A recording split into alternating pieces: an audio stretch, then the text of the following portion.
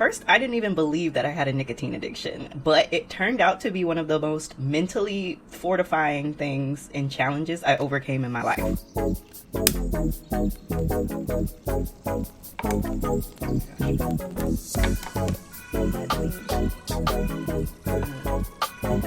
And I'm not saying everybody should go out and find an addiction, but I'm saying if you already have an addiction, overcoming it is going to make you feel like a bad bitch. I wanted to make this part of my Unlearn to Upgrade series because I started that series and I was really excited about it, but Spirit was like, hold on, chill. You still got a little bit more to learn. You got a little ways to go before you can start that. I stole my boyfriend's microphone so I could make this video because if you watched, like, specifically my Moana video, my mic was trash. It was like one of those lapel mics, the cheap ones that you get from Amazon, but it was so staticky, I couldn't make a decent video. So we upgraded. So for the longest time, I didn't even know that I was actually addicted to nicotine. I know, and it sounds crazy, but my nicotine of choice was hookah, and everyone kept saying that you couldn't get addicted to hookah. And so I was like, okay, I'm just gonna hookah in the evenings to relax. I was wrong. Oh my gosh, I'm anxious today. I'm having a hard time grounding. I was in so much denial till the day came where I tried to quit and I couldn't, and I was stressed. Like, coming to terms with it made me experience so much cognitive dissonance that to this day, I still have a hard time saying that I was addicted. I low-key think that's like a little bit of the stigma around hookah because everyone's doing it, it's social, it's fun. With vapes, I think we came to the conclusion that, you know, they're probably bad for us. They're safer than cigarettes, but they're bad for us still, and hookah's bad for us still, especially if you feel like you want to do it all the time like I did. And the problem was I didn't even realize that I was addicted until I went like out of town, and I would experience these like strong withdrawals. And the first time I went out of town for an extended period of time, that's when I was like, okay, well, something might be wrong here. Like, this is a little bit more intense than I thought it was gonna be, because it's like all I could think about, like the cravings were there. And so when I got back, I tried to just like be like, okay, I don't need this, let me take a break, put it away. Like, my cravings were so strong that I was just like, does anybody else experience this? Because it seemed like a lot of people who had hookahs could just like put it down, and I felt like I couldn't.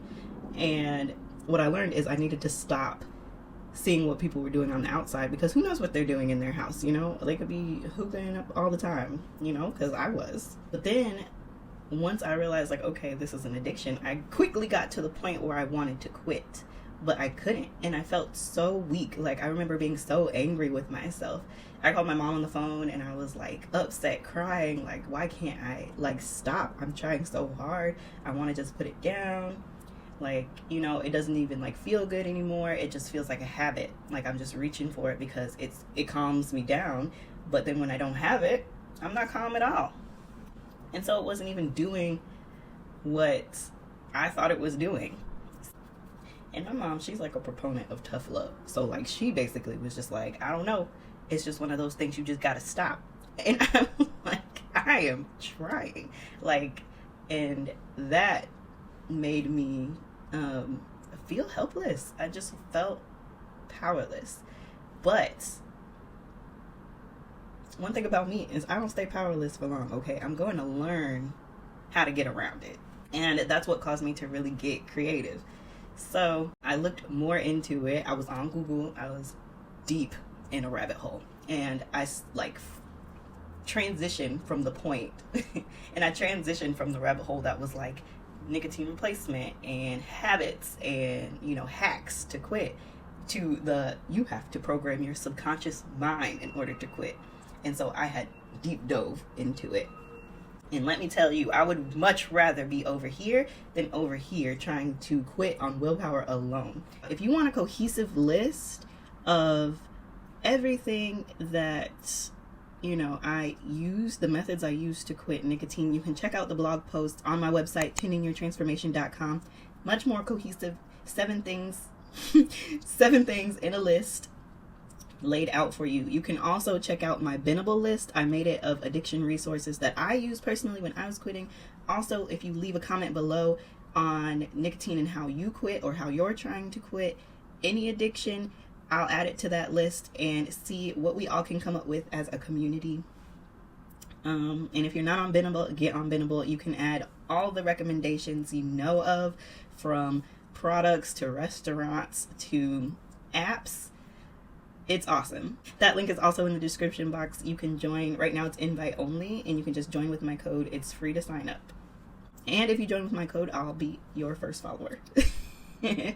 Not sponsored, by the way. I just really like Bendable. Training my subconscious mind, I think, is what made me kick it as a habit for good. So initially I dug deep into it. I was like, okay, well, if I can program my subconscious mind, let me try some of those tips and I should be done like that, easy peasy. And the first thing I came across was someone suggesting that you use visuals. So almost kind of like the vision board theory, where you put the vision board in a place you can see it every day, and you eventually will program your mind to become familiar with it. A lot of the things we're trying to manifest, your brain subconsciously is just unfamiliar with it. And so it's like, how are you going to manifest something you're unfamiliar with? And so that's kind of the idea. And so the first method I saw was to put signs around your room, your bathroom, places you could see every day, in bright red letters, so that your mind subconsciously would pick up on it. Even if you're not reading it every day, you would see it. Kind of like the movie Focus, and how you kind of can hack people's minds just by placing things in the area around them, even if they're not exactly focusing on it. So I tried that, and I put like these computer sheets of paper on the wall that said, I am non-smoker, just like basically things to identify with that would help me quit. And that was the only action I took at first. And I was like, okay, I'll put these up, see how long they could last, and see how we go from there. Long story short, that shit didn't work. And I'm not saying it couldn't have worked. I'm saying it didn't work for me because I was embarrassed. So, like, I would have them up, but then walking around them, anytime someone would come over, I'd be like, I gotta take these down, I gotta hide them. And like taking them down and putting them back up just I wasn't working with it. Just because that version of training my subconscious mind didn't work, I scrapped it. But that didn't mean I gave up, because I was like, this has got to be the answer. And you know me, I'm not a quitter. So I was like, one of these methods has got to work. I found the original method through a Reddit post. And so I was like, okay, somebody on this internet knows the answer. So I went to YouTube and I found a video, and this creator was specifically talking about how she quit smoking cigarettes. And her number one recommendation was a book.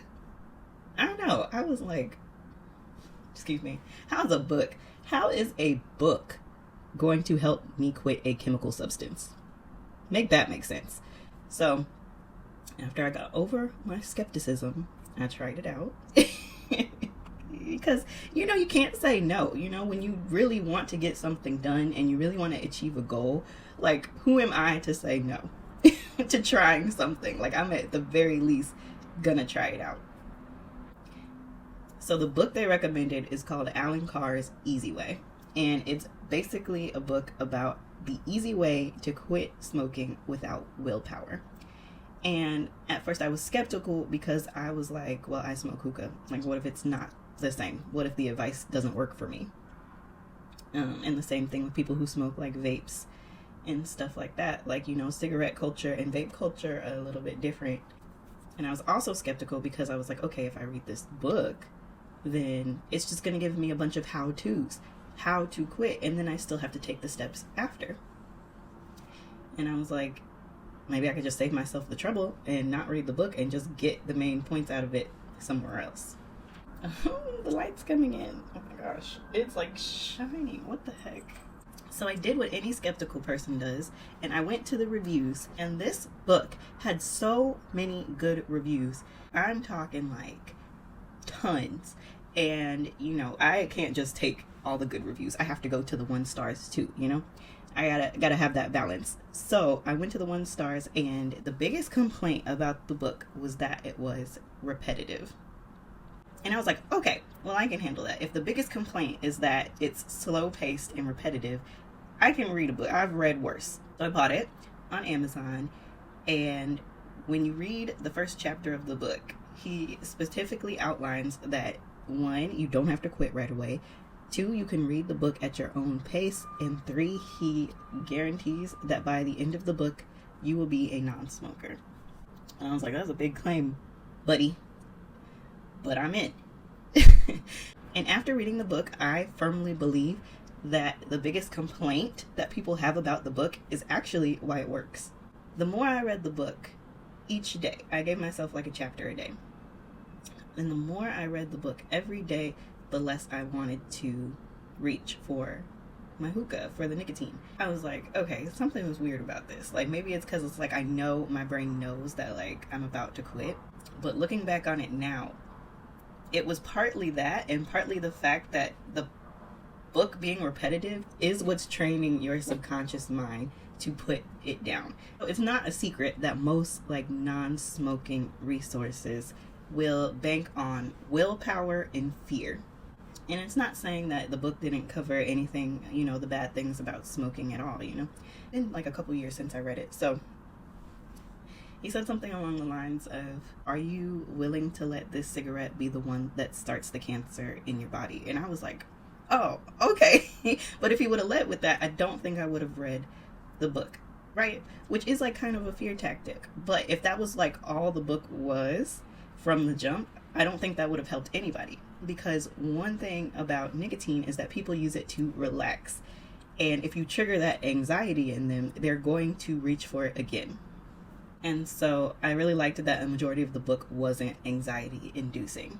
But the repetition, I think, was what really solidified it. Something about it, the way it's worded, specifically speaks to your subconscious mind. Okay, let's talk about the unlearning I had to do. So Alan Carr's book, along with Alan Carr's book, along with Sleep Subliminals, really drove it home for me. So I would listen to Sleep Subliminals every night, like a week before I actually decided to finally throw away my hookah for good.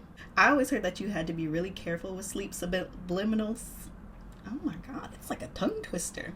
I always heard you had to be really careful with Sleep Subliminals because you want to be sure that they're saying, you know, they're coded with the right phrases. I didn't want to just use any sleep subliminal, but I did find some that had the phrases listed in the description. And if you use any, I recommend going with those. You can find those in my Binnable list. I already linked them, but it has in the description all of the phrases it has playing on repeat throughout the night while you sleep. And I think that contributed a lot to making it a lot easier for me to quit. So I highly recommend those two things if you don't do anything at all. The book and the Sleep Subliminals will definitely get you right. Let me tell you how it worked for me, because it was very slow and very subtle. So I would still, you know, like be using my hookah regularly. I was doing it like every night at that point. And like I slowly just wanted to use it less and less. Like the sessions would be shorter. I'd be kind of like almost grossed out by it after like a certain amount of time, until it slowly got to the point where it would be like I don't even want to. My body's the only thing that's craving it. My brain has already let it go. Which was such a weird phenomenon to experience, because it was like I could feel how my subconscious mind had already detached from it, and it was my body that was just like reaching for it. It was crazy, because normally they were both aligned. It was like, ugh, I'm feeling anxious, I'm feeling this, I hit my triggers, and now I'm reaching for it. But I could feel the point where my subconscious mind separated from it. So it was a super weird feeling. And then the purge happened, which brought to the surface a lot of unprocessed feelings. So it started as like, why did I start this habit in the first place? And so it really forced me to go back to like why I picked up the habit in the first place, which was kind of painful to process. Old feelings started to creep up. When the hookah wasn't a good substitute for the anxiety anymore, I had to deal with the anxiety on its own. And I remembered why I started, you know, hookahing to relax in the first place. I was going through a pretty bad breakup, in college. At the time, I was using it basically to suppress my emotions. Like, I was just overwhelmed with a lot of feelings. And back then, I wasn't trying to show them. I wasn't trying to, like, be open and vulnerable and feeling my feelings. I was just trying to figure out how to get them gone, gone, moving on to the next thing, worrying about my schoolwork and my friends and moving on.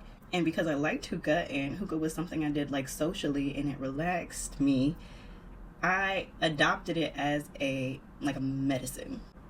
And that became like my fix. And so by the end of like healing from that, I had already created the habit.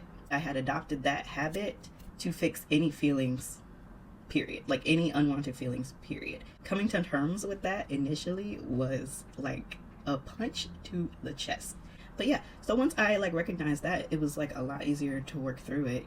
Eventually I had to feel those feelings, cry it out, feel the guilt or whatever, the shame. I had to address the habit now. What in my life was making me so anxious that I was still reaching for it and still needing to subdue my emotions? So not only did I have to work through the feelings of the initial the breakup feelings, I had to work through the feelings of anxiety in my everyday life. I had to go inward and basically understand why I was everybody else's peace instead of my own. I was there quick to help someone have peace of mind, work through their issues, but I was causing myself so much stress. So doing the subconscious subliminal work beforehand is what made the recovery so much easier.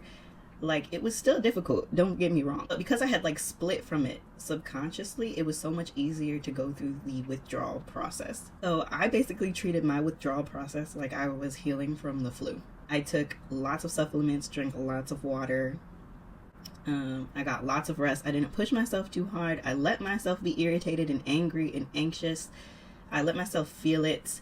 I did things that felt good. I did a lot of self-care. I watched a lot of TV shows that were low energy. I played like cozy games, so things that wouldn't like spike my anxiety up. I did drink a lot of coffee. That was, kind of like my trade-off. Like, I was switching out nicotine for coffee and like decaf in the afternoon or whatever. So I did have to do a little bit of caffeine detoxing after I was sure that like the nicotine was out of my body. And I think nicotine like leaves your system after, I want to say 72 hours. Let's see. Yeah, nicotine leaves your system after like 3 days, and then I think it's like cotinine. The cotinine that your body produces after leaves your system after like 2 weeks. So I did that. I took a lot of salt baths, had a lot of Tylenol from the headaches. I did have cravings, and if you are having cravings, I definitely recommend it's called the Smoke Free app, and it helps you track the intensity of your cravings, how often you're having them, and if you do the 7-day free trial, it comes with like an accountability coach that you can message on the app whenever you're having a hard time.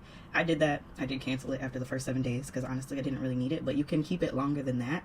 I'll put like a screenshot of it. It tracks how long you've been nicotine free, and it also tracks how much money you've saved on nicotine products that you would have normally spent. And it gives you little badges. It gives you like the accountability coach up to a week before your quit date.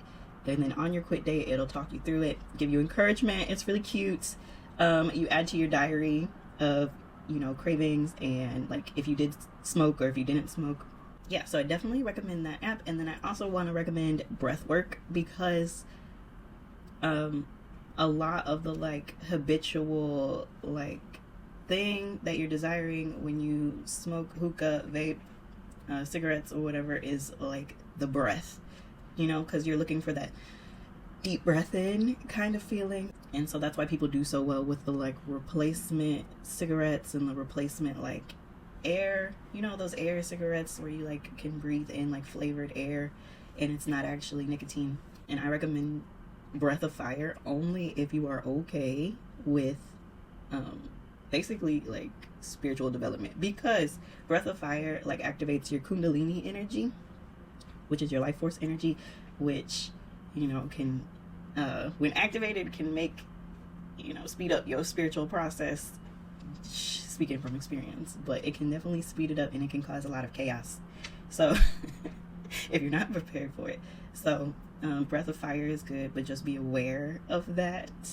Honestly, I do want to say that quitting an addiction really gave me the blueprint for how to also quit emotional addictions. And this is something I've learned about recently, that we can be addicted to certain emotions. The first step is coming to terms with the fact that that's in fact what you're dealing with. The second step is finding the resources to help you overcome it. And that's what I hope this video opens you up to, especially with nicotine. I know it can be a hard drug to quit because it's so readily available and it's like a social activity. It is very addictive, and so I just thought I would share some of the resources that helped me. But let me know if you kind of like the style of video or if you like the more structured approach, because when I'm a little bit more structured, I have like a list back to back to back, and sometimes those videos can get a little bit boring. So if you do like the lists, check out the blog posts. Oh, and if you want to learn more about repressed emotions versus suppressed emotions and how they affect your everyday life, I think the movie Inside Out has a really, really good depiction of that. I actually did an analysis of it in my last video. I'll put it right here. You can watch it whenever you're ready. As always, I'm sending love and healing your way. Bye.